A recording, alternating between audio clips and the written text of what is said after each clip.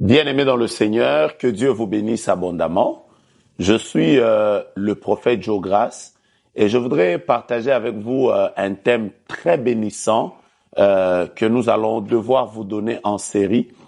Et aujourd'hui, je voudrais vous partager déjà les premiers éléments de ce thème.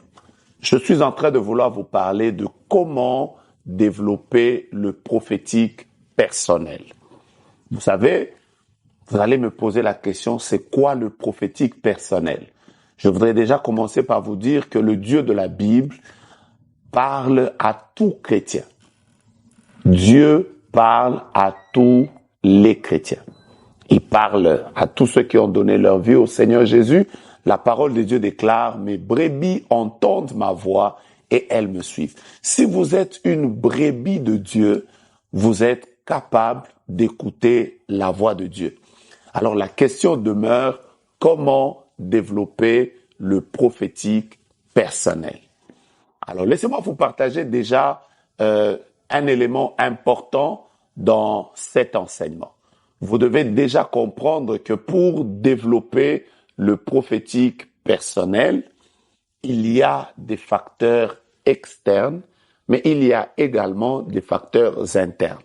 Alors, je vais commencer par les facteurs externes avant de pouvoir vous partager sur les facteurs internes qui peuvent favoriser le développement du prophétique personnel.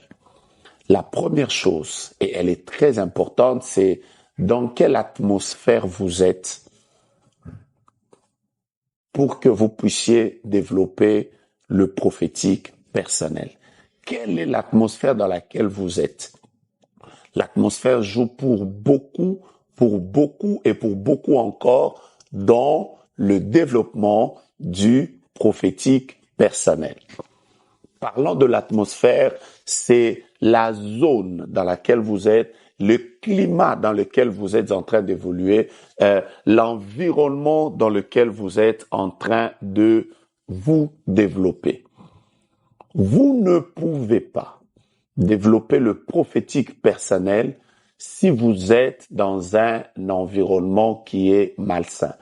La plupart des personnes qui ont développé le prophétique personnel ont appris, par exemple, à prier, à être dans une atmosphère de prière, à être dans une atmosphère de louange et d'adoration.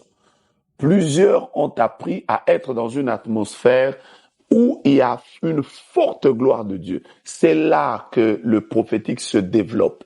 Vous devez absolument, si vous voulez grandir dans le prophétique personnel, vivre continuellement dans une atmosphère de louange, dans une atmosphère de prière, dans une atmosphère où se dégage la gloire de Dieu. La Bible dit, louez-le dans l'étendue où éclate sa puissance. Dieu a une atmosphère dans laquelle sa puissance est éclatée.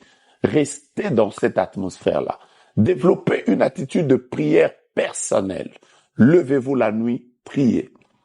Le matin, priez. Quand vous êtes seul dans votre véhicule, quand vous êtes en train d'exercer l'œuvre de Dieu, priez, criez, soyez dans une atmosphère qui permette à votre prophétique de se développer.